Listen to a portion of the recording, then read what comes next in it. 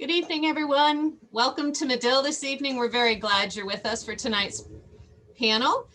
This program is a collaboration between the Medill Dean's Office and the Medill Club of New York.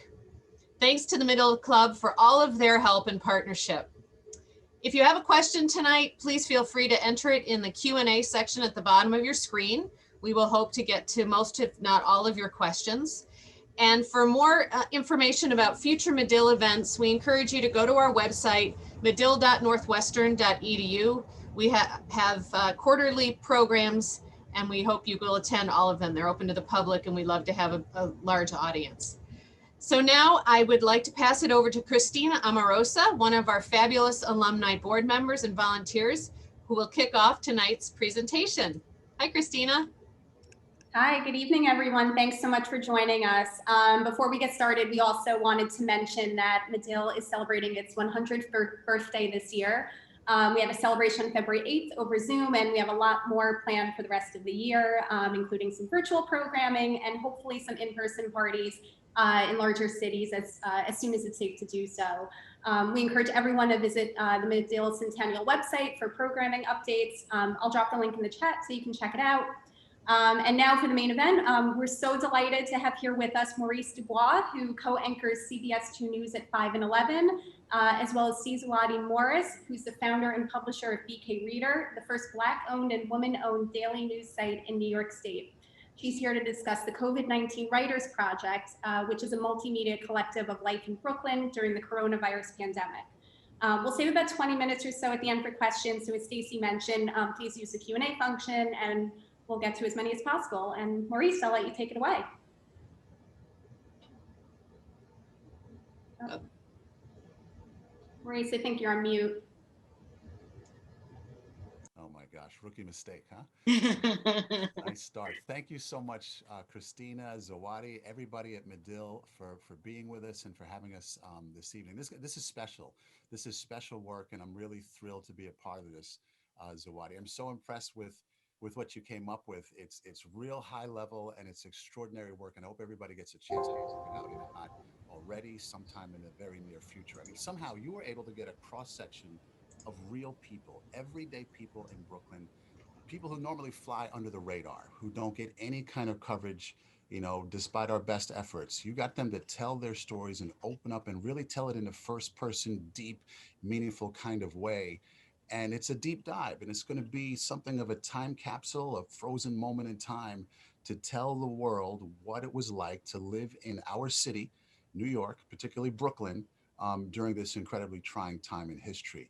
Now, I just want to just a quick background on what you do in your day job, because you to pull this off, to juggle what you juggle is in and of itself extraordinary. You are the founder, right? The heart and soul of BK, of Brooklyn's BK Reader, right? The hyperlocal news site, which is an extraordinary piece of work in and of itself. Did you steal the name Reader from Chicago as a native Chicagoan, by the way? You know, you know, you're the first person to ask me that, and I appreciate that. So I didn't think I did, but in hindsight, I think maybe it was in the recesses of my mind. The paper originally was going to be called the Brooklyn Reporter, but every time I introduced it as we were pre-launching, I called it the Brooklyn Reader. And so finally somebody said, why don't you just say Reader? You know, you keep saying reporter and then Reader. So I changed it to Reader. And then later I realized, oh my God, Chicago Reader, Brooklyn Reader, but it's natural to who you are. I'm a Chicago native, so right. you know. Right, we totally get it. So take us through what the Reader is all about. I looked at it. It's a beautiful site. It's so local. It sounds like you really have your finger on the pulse of that community. Absolutely. So we launched the Reader, or I should say I launched the Reader in 2013. It was an effort to cover underserved and underreported communities. The communities were changing very rapidly. I was interested in starting a hyperlocal, had come out of Patch. At the time that Patch pretty much shut down. I don't know if you were around when all of that happened. Sure. It started out with AOL, and then it shut down. So I was covering Bedford Stuyvesant as the editor at the time, and became very interested in hyperlocal reporting. And once that shut down, I was actually going to go back to the Times, because I had been writing for the Times prior to that to ask them for a job, and had several people in the community hear about what happened with Patch and asked me to continue it. They said, we need this. What you were doing in Bed-Stuy is great.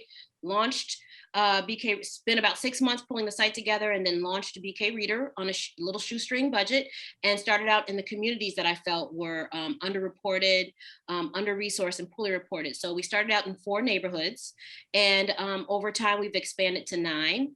And this year we're hoping, well, last year before COVID hit, we were hoping to expand out to 2 more, which would include, they're all contiguous, mostly Central and East Brooklyn. So we wanted to expand a little bit further to include Dumbo and probably Brooklyn Heights.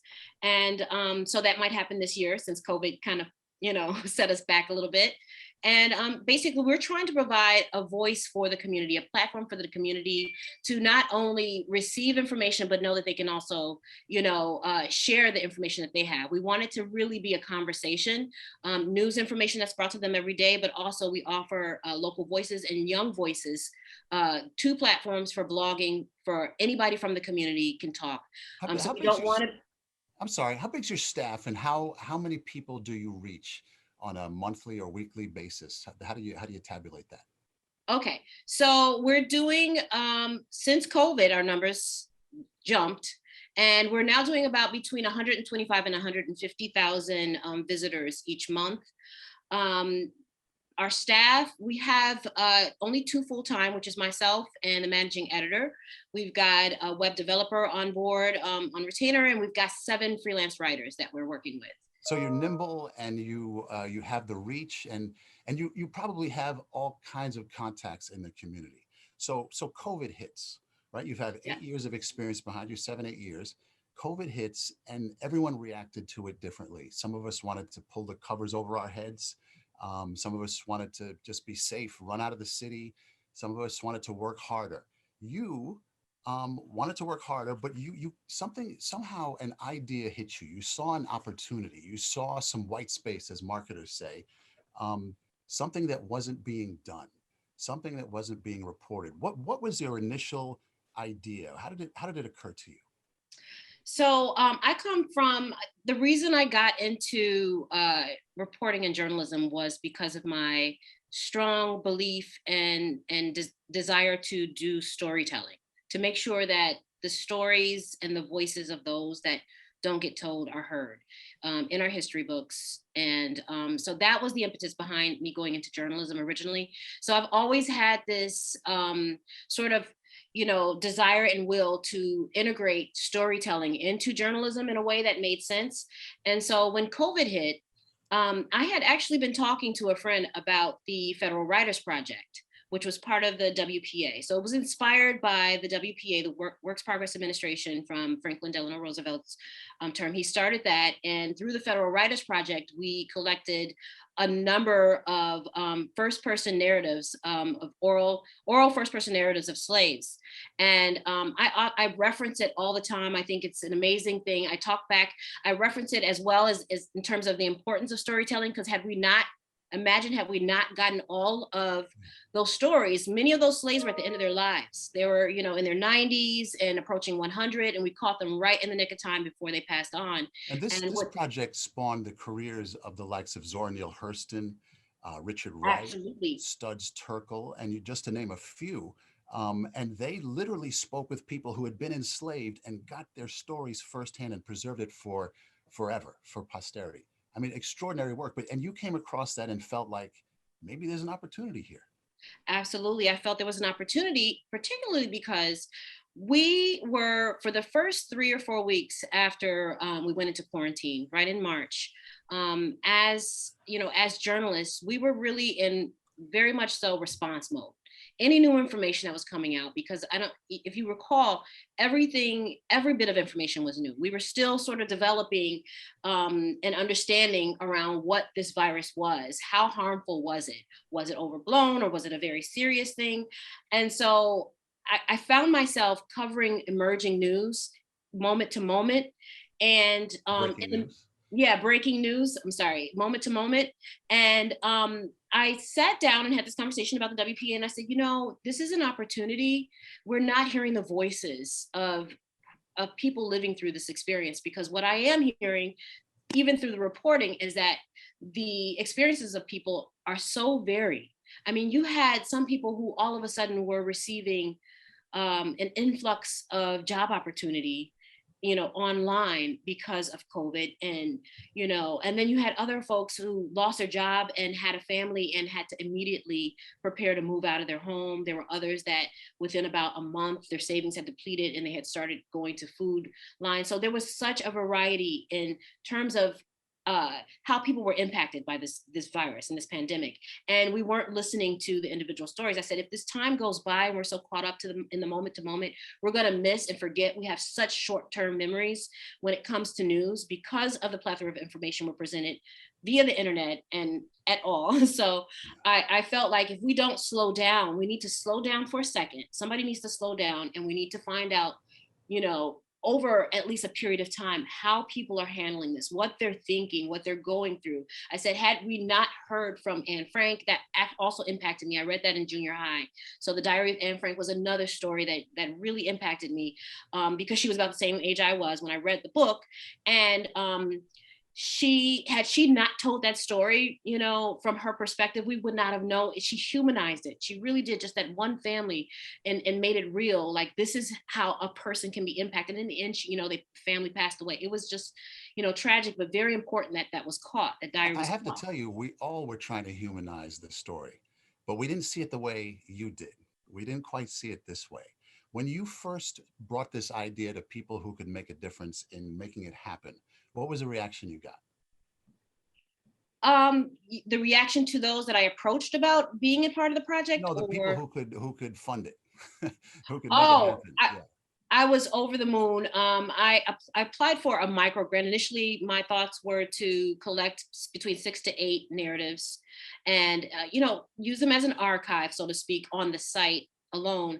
And so I applied for a small $5,000 grant and got it immediately within about 2 weeks, and quickly understood that if I was to do this project and do it correctly, and really if I was speaking about a collection of voices and a diversity of voices in a city such as New York, and as diverse as New York, I would need to have a much broader survey. And so I decided to go on ahead and apply for a journalism grant from National Geographic and Pulitzer, and they responded immediately. Like, we were just talking about the WPA. We were just talking about the FWP and how we need to be looking at this crisis through that lens. And here comes your application. So they both funded me immediately. And so that allowed me to expand the project from 8 to 20. And then about a month later, American Medical Association came on board. They heard about the project and they provided more funding for us to expand it to interview close to 40 people. Wow. At that So point. you have in mind, I'm going to interview all these people. How do you go about collecting or finding all of these people? There's such a broad array and such a diverse group of people. How'd you find them? How'd you set out? I know you didn't look at the yellow pages or the white pages because we don't do that anymore. What was your first step? So yeah, and it was particularly challenging in quarantine. Right. So, no, it wasn't like we could just, throw a stone, walk outside and just walk up to people and ask them about it. So what I did first was I chose a couple of people who were working at organizations such as the United Way and the Center for Black Literature and Studies, and also the Center for Law and Social Justice. And they work on the ground with underserved communities and helping to sustain them through crisis across different levels. And I explained the project to them, and I said, I asked them if they had any recommendations. So I started out that way. There also were people that I was just in touch with already from just general reporting that I knew had reached out. Funny, I get a lot of people calling the paper asking for help in ways that have nothing to do with journalism. So, they'll say something like, oh, I'm looking for a food pantry. Who can I go to? They'll call the paper. And, we do our best as a hyperlocal to see if we can find someone or point them in the right direction. So there were people who had been reaching out to us too during this crisis time, the paper, and had expressed a desire to be heard or to receive resources. So we reached back to them. So I called for my immediate, group of people that I knew, and some associates on the higher levels that were running organizations. And that was great. But what we found was these were all people, those that were willing to speak immediately which was fantastic, were those who were most in the position to speak.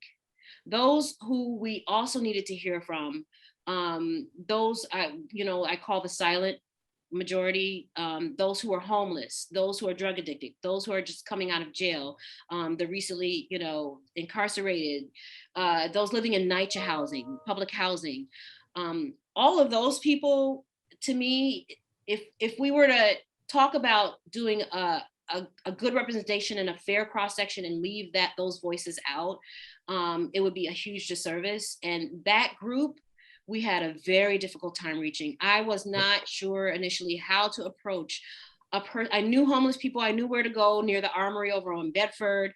I knew different places where I saw homeless people all the time. I did not know until that point how, funny enough, being a journalist as long as I had been, how to approach someone who's barely scraping by on their life and ask them to be a part of a project. There's a great story of you literally lucking up on someone. You're driving back from the beach and Correct. You're riding through Brooklyn and you see a guy with a sign. Yes. Take us through that story. This is just one of those just kind of moments. Yes. I was so happy. We had come almost to the end of the project. We were in August. The project was supposed to conclude in September, and we hadn't gotten anybody from that group. We got some people who were struggling, but we hadn't gotten that group that was just so hard to reach. And the biggest challenge was, as a journalist, you aren't supposed to pay people to be a part of a project. So I didn't know how to approach them. So I was sharing this with a friend of mine, and we were coming back from the beach. And as I was sharing it, a guy literally walked onto Atlantic Avenue and with a sign almost right into traffic saying, recently got out of jail, need help, please help, and, the person in the backseat said, Zawadi, pull over. And this is someone you need right now. I was like, I can't pull over in the middle of traffic. He was like, pull over, literally pulled over, cars honking, stopped traffic, got out the car, was so nervous to approach him in the middle of the intersection, trying to decide the appropriateness of it, and walked up to him and I said, excuse me, my name is Zawadi, and I'm working on a project now called the COVID-19 Writers Project. We're documenting folks and their experience in this pandemic, and we want to make sure all voices are heard. And I know that you might have had some challenges in this pandemic, and we want to make sure that you're heard. Would this be something that you would be interested in participating in? And his response was, sis, I am just so happy you're even talking to me because I've been ignored all day today. People treat me like I'm invisible. And yes, I would love to be a part of your project. What is it called again? I said, the COVID-19. He's like, I'll be a part of any project you're talking about, especially if you're saying it's the archive and people will remember my voice. Yes, I would love to be a part of it. Here's my number, call this number. And then on the spot, I said, we're offering a little compensation. And he said, oh, excellent. I was like, and if you make a referral, you get another compensation. And what I love about this is that it's a metaphor for the whole project in a way, because you're giving voice to people who hadn't been heard, and they're dying to be heard. And now they're finally getting that opportunity. So you interview 36 people plus, right? You go through this process. You're doing it via Zoom. It's not really, it's COVID time, so you can't do one-on-one the way we used to. Right. So that you've got that logistical challenge. As you go through the interviews, like an hour at a time, right? When do you realize we have something? We got it. This is good. This is gold. Kind of look at your partners and you think, this is it. When did that happen? So each person we interview, we asked them to agree to do 3 interviews. And what we found is, and I'm glad we did that, because what we found in the first interview is that they were very tight in speaking and opening up. People, if you think back to the beginning of COVID, a lot of us didn't know how our neighbors were doing. People were embarrassed about their situation changing. Even those who were struggling before, it was a hard time to come to grips with, and it was difficult to believe that this was going to be a new normal. So even after getting them to agree to do these interviews, they were very tight in opening up and sharing their experience. They were speaking about the pandemic as if they were speaking in third person instead of first person, like giving me a narrative of what it is. And I was like, no, I want you to speak about it, walk me through it the way Judge Judy says, walk me through what happened on this particular day, what were you feeling? And so by the second interview, after a little bit of trust was built, and they had some time to think about some of the things we were going over and saw our faces over Zoom and got a sense of it, that's when they began to open up. And it's usually by the second interview that we started to see the gold come out. I interestingly found that younger folks were more open, younger meaning the high schoolers. We got a couple of, between the ages of 16 and 21 they were so impacted in their voices, surprisingly. It may seem like they are heard now because there's been such a change and an awakening in including young voices. But prior to that, we weren't really listening to our Gen Zers. We weren't listening to a whole lot of, some millennials, but we weren't listening to those younger voices and what they were thinking and experiencing through COVID. And they were so emotive. And that's, I think, when I first started seeing, they were almost crying on tape. And it was something we weren't expecting because no, they did not have to hold down a household. Many of them did not have children.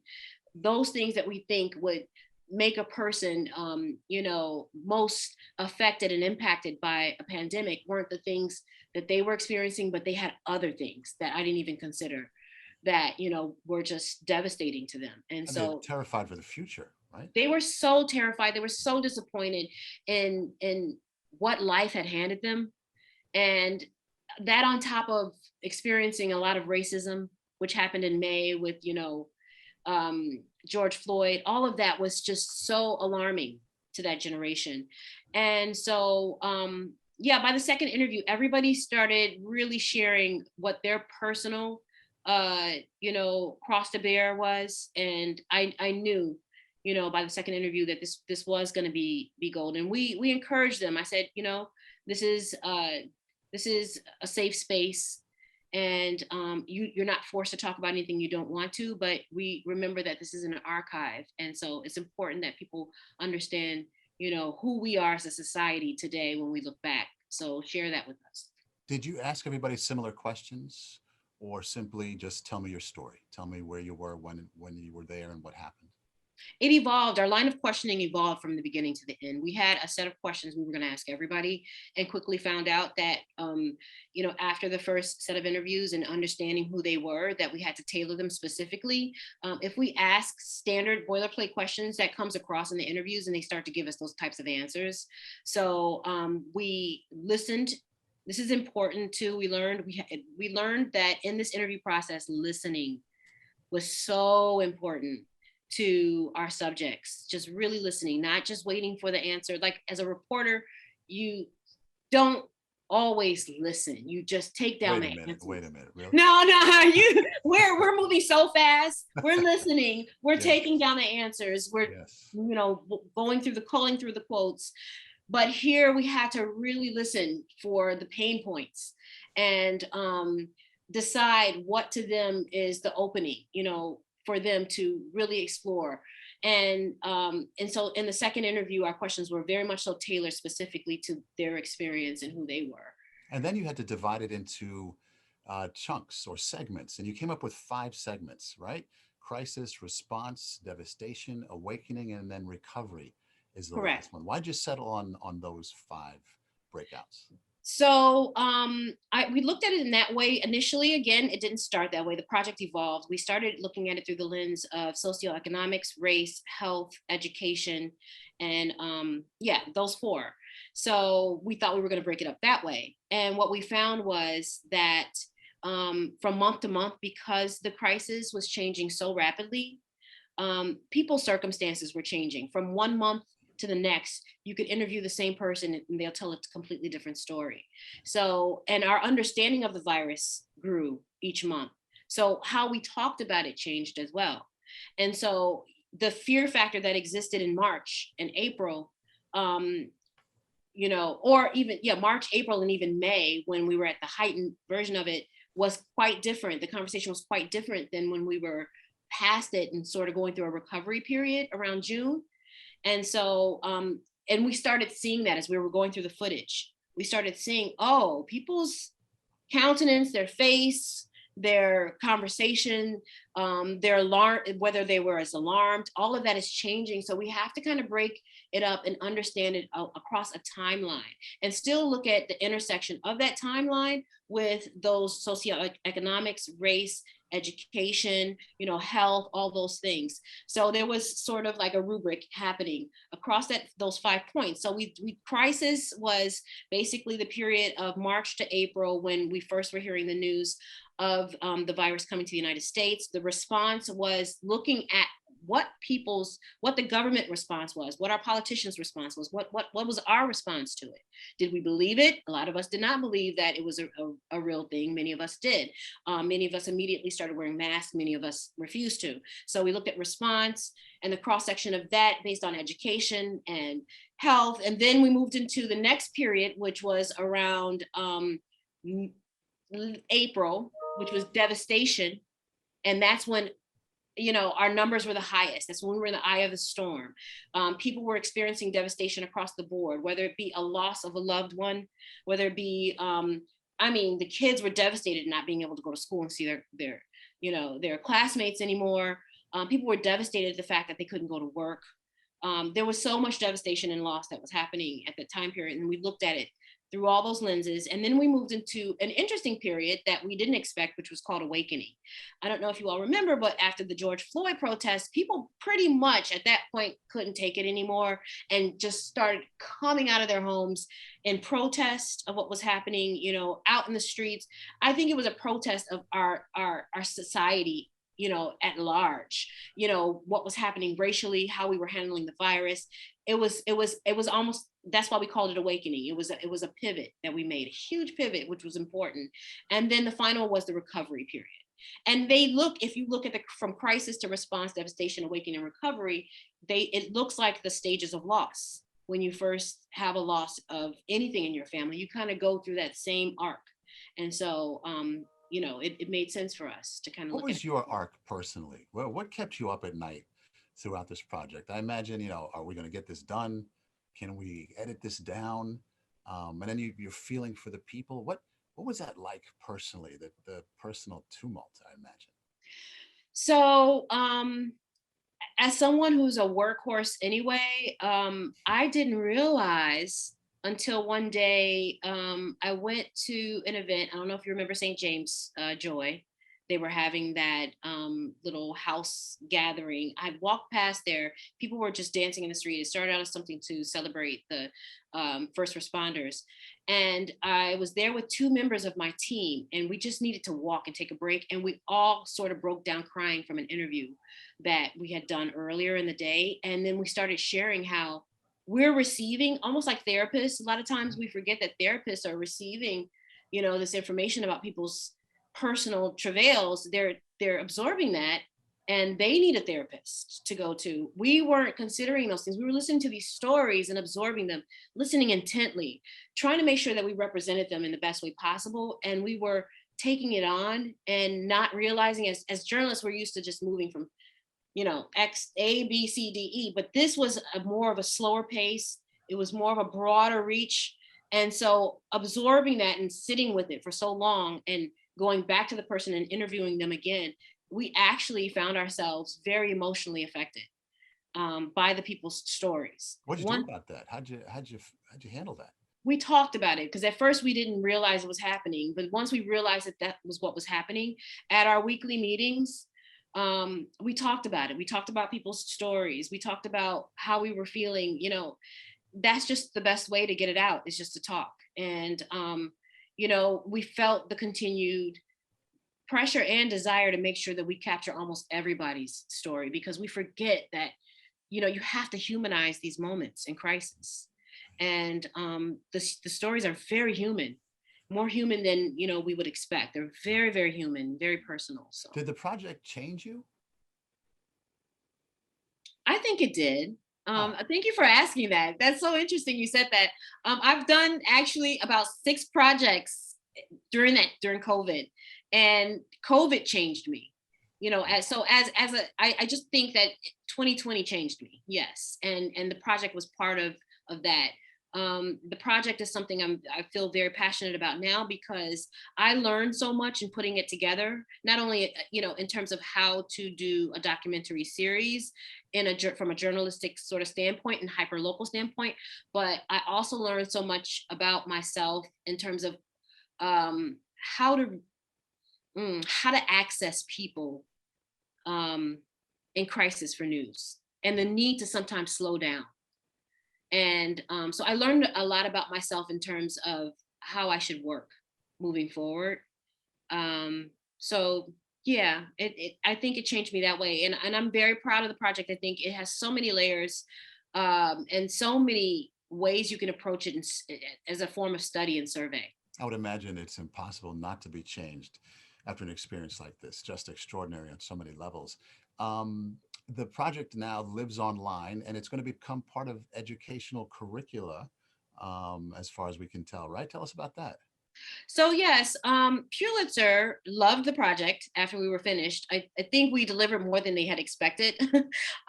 They gave us $8,000. And so I think they were expecting a project. We ended up with much more than that when everybody kind of came on board. So when they saw the final product, they were like, whoa, they're like, we can do more with this than we had anticipated. And so they decided to build out a lesson plan. At first they had thought they would do a curriculum, both a high school and a college curriculum, but then they decided to go with the lesson plan. And I was just still over the moon. They're the same, Pulitzer Center is the same group that did the 1619 project curriculum. They were hired and outsourced to do their curriculum. And so they have a whole curriculum team there. I was so honored they decided to take my project and put it in the form so that teachers, and it's right on the site, teachers can turn it into a lesson plan for their students. Wow. And so yeah, I'm working now to fundraise through another grant I received to actually turn it into a full-blown curriculum, both for middle school and for high school. Wow.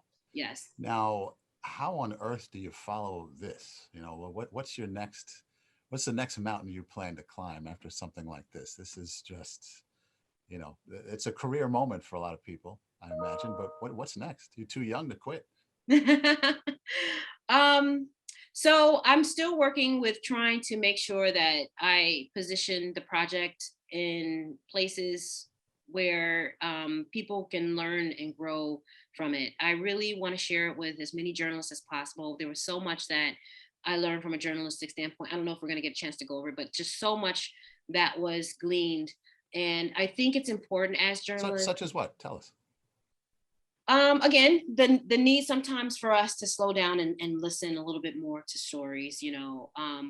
Also the need to not be so rigid in how we approach and cover news. So much has changed, so much is still changing, especially with, you know, the internet and with people in general and how they consume information. So it has left me a lot more flexible and nimble. It's made me more nimble and open to looking at journalism in a completely different way, even approaching it upside down. If the point is to get the information out there and for people to receive it, sometimes those people's eyeballs and eyes and lens change and we may not realize it. You know, I came from Medill was very traditional when I went there in terms of how it taught journalism. And today, I'm sure it has changed. Hyperlocal wasn't even a conversation when I went to school. And even when I got into hyperlocal, I was doing things in a way that I was told was archaic. Even New York Times told me we're not doing it this way anymore. We're trying to change with the times. So I'm as a journalist, I think it's important to learn to adapt to be effective. Still keep your standards, of course, the journalistic standards, but there's ways to be creative and there's opportunities if you're open to create new channels for journalism. Journalism can be much broader than what we've seen it as. I mean, we're already right now going through an earthquake, a shakeup of, you know, trying to find out what profit model is going to work for us. I've launched a 501c3 nonprofit site that I'm going to do journalism on and turn it into a news service for underserved communities as well. And so I'm looking at journalism from sort of a different direction now. And this project in COVID taught me that to be okay with letting things kind of break down and starting anew. And I think that is, if we allow ourselves to look at journalism from some aspects in that way, I think we're going to find some new doors opening for us. Good. I think we have some time for questions, and I see a couple here. I guess I can read them for you. And Let's see. Someone says this is someone named Anonymous says it's fascinating. I live in Brooklyn Heights, but I've never heard of the BK Reader before. How can I watch? Okay. Can you froze? But I'm assuming that I haven't. So I'll answer that. So you can find the BK Reader at www.bkreader.com. We have a daily newsletter. Sign up for our newsletter. You can follow us on Twitter, Facebook, Instagram. We just started a TikTok. Don't go there yet. TikTok's still trying to build up. And yeah, just follow us. We're constantly told every day that people have not heard of the BK Reader, and we're also constantly told every day that people follow us like religion. But as you know, our borough has 2 million residents, and we've got still so much. When I think of penetration, we still have so many more people to reach in Brooklyn alone. So please follow us. And while we wait for Maurice to come back, oh, is he back? Hey, Maurice, are you back? I think you're on mute. Are we still there? Yeah, we see What you. happened? Did I just drop out? You froze for a second, but all good. Well, I thought you guys froze. I'm sorry. Oh. All right, let me try this one. So we have a couple questions. Are we still there? Yes, I'm here. The first one I saw was, where can I watch the where can I see these videos? Where can I see these stories? Okay, so the videos are available. They'll be archived soon. I'm hoping by the end of 2021 that we'll either have them at the Brooklyn Public Library or Weeksville. So we're kind of looking at the two, but before that time, you can access them all on Scribe, scriibe.org. That's the nonprofit sister site to BK Reader. It just launched. It's still sort of crawling right now. And you can also access them on the pulitzercenter.org. As soon as you get to the homepage, just put in COVID-19 Writers Project. It'll take you right to the project. You can see all the videos right there. Okay. Next question here. If we want to reach out and learn more about your project and the future of your work, could we possibly email you questions? That's a request for your email address. Sure. Should I drop it into the chat or should I give it? So my email address is C as in Clara, Z as in Zawadi or zebra, M as in money, czm@bkreader.com. Let's see. So we have one more here. This one's from Leslie. Leslie says she agrees. I'm not sure with what, but she says too many journalists today leave the building with their story already structured in their mind. I know people like that. Your work shows how going out with an open mind and really listening is key to uncovering the truly human stories that impact us. How can we help support your efforts? Oh, thank you so much for asking that. Right now, I have I don't want to call it a GoFundMe campaign, but I'm a part of I Fund Women campaign. And I'm trying to fundraise right now to turn this 6-hour series into a 90-minute documentary movie and also develop out 2 curriculums for middle school and high school students. So that's the next stage of the project. I would love so very much if you please check it out on scribe.org or at the Pulitzer Center, leave a comment, and also go to ifundwomen.org, and all you have to do on the homepage is put in the COVID-19 Writers Project. It'll take you right to my page. $5 is appreciated, or anything more that you can donate would be greatly appreciated. I was curious how knowing the community played in this project, because a lot of journalists, just for the lack of a lot of things, tend to parachute into situations, run around, grab whoever they can, and parachute out. That's just the nature of what we do, unfortunately. How did being embedded really in the community play in your favor? I think that's why I say that all crisis is local.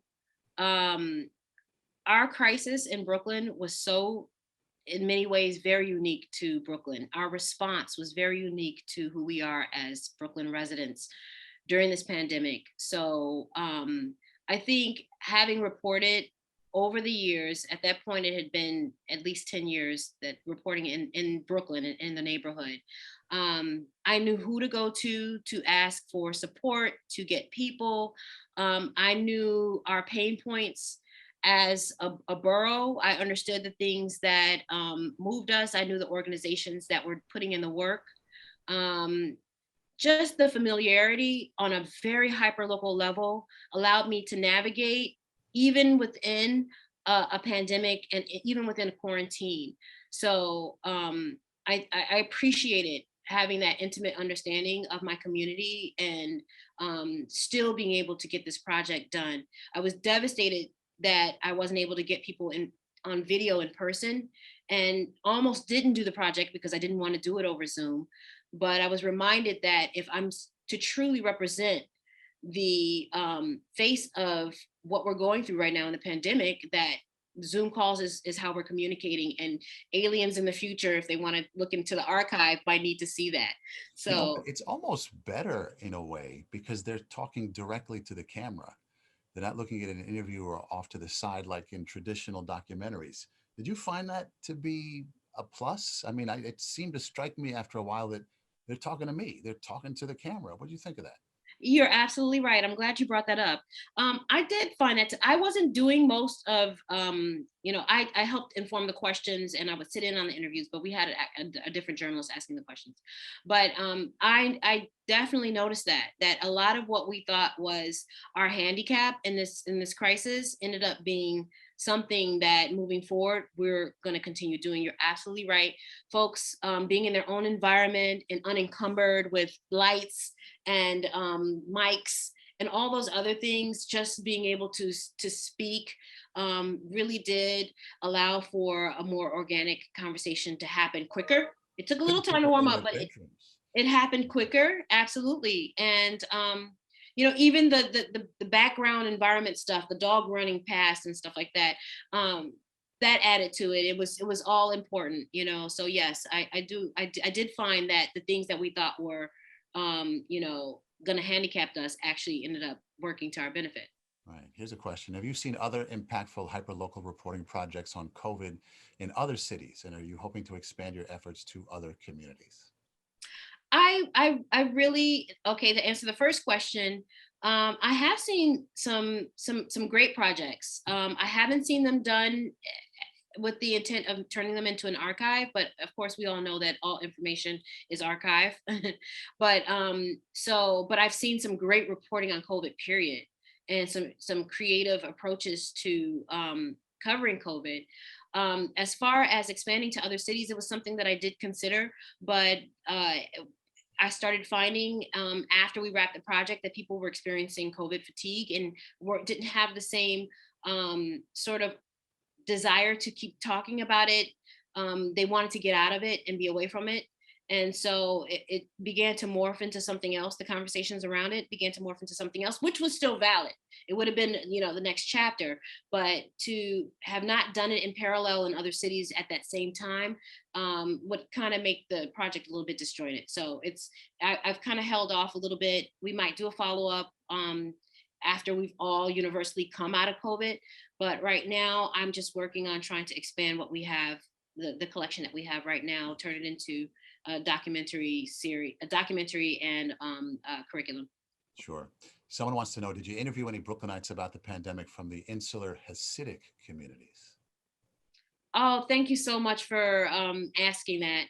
No, we did not. That was one group I just really regretted we weren't able to penetrate. I actually have a contact, Yaakov Berman. He is the Hasidic community appoints a communicator. There's a name for them, but they're the person, the face for the press. And we actually have been friendly since I launched BK Reader. He writes for the site a lot. And I did reach out to him and ask if there would be anyone from the community that wanted to speak, but they were going through so much in terms of, there was a dissonance in terms of their response to the crisis and the rest of the city. Many of them weren't wearing masks. Many of them felt that the crisis was manufactured. Many of them felt that it wasn't being handled in the way, and they felt that their community was insulated from it and didn't really want to speak to the press at the time. They felt attacked. So I had a lot of challenges in that 6 month short period of time.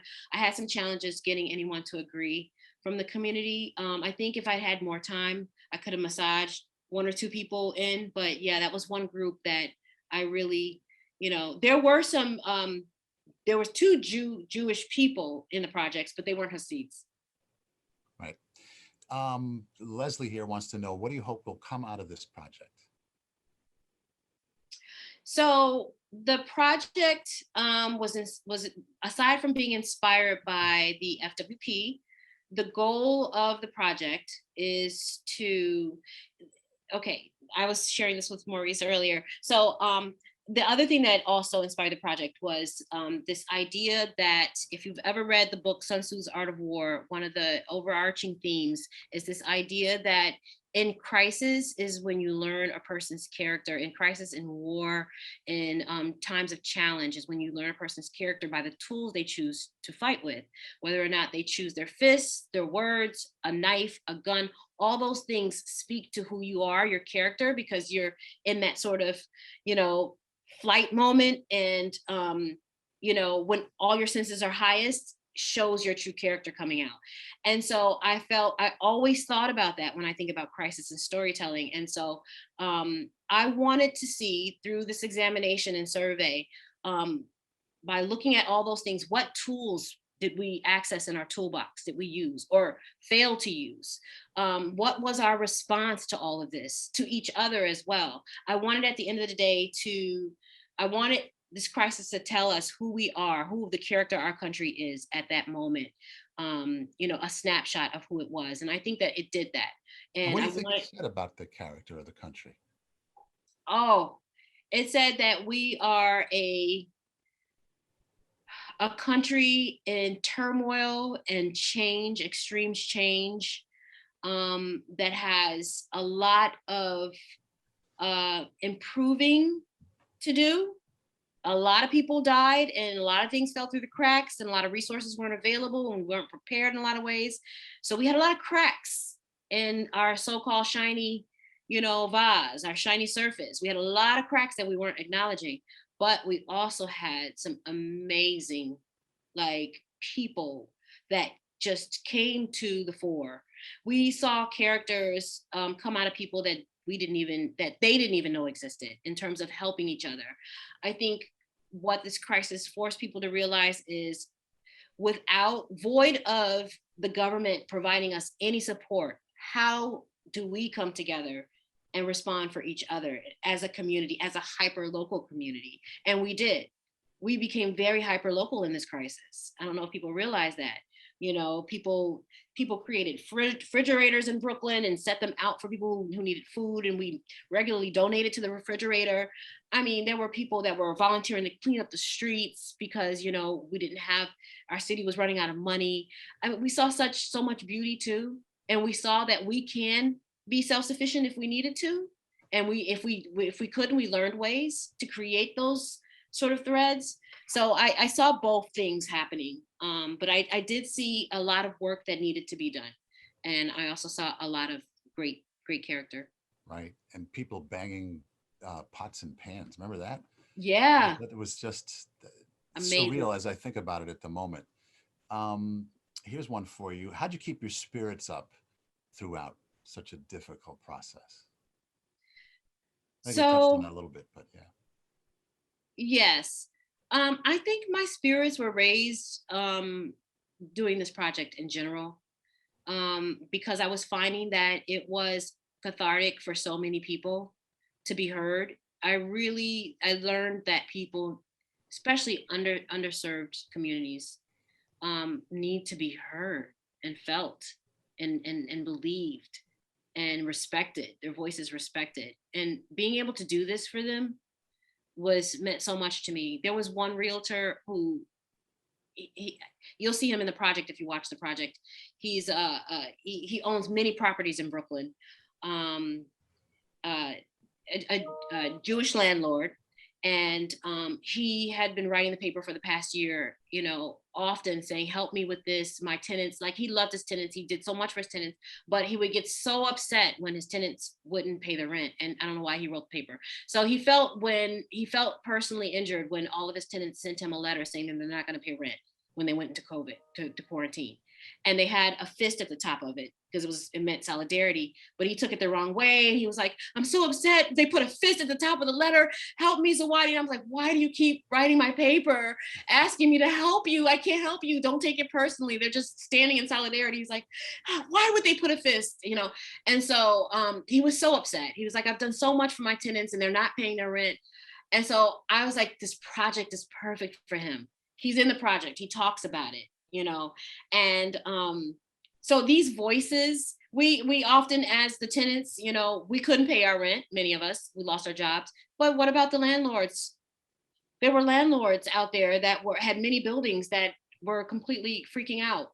So I was able to give him a voice as well. So those types of opportunities for me were golden. You know, all voices matter, you know, they really do. I just have one more here. The finance, what about, how did that all come together? So you went out and got these grants, and what was your budget? Can you talk about that? Can you tell us? What was your budget? What did you use it for? Were you coming close? Did you run out? Did you have to, you know, use some credit cards, put it together like Spike Lee? I mean, how did that work? So I was a budget master. I only made promises to deliver what I had received enough grant money for. So as I started receiving more grant money, I expanded the project in kind.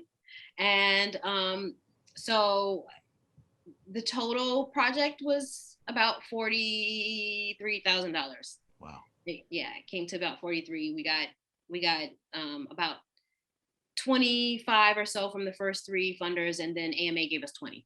For 6 months. Yes. I mean, you stretched it. You had to be careful. Yes. But Did you feel like we're about to run out of cash here?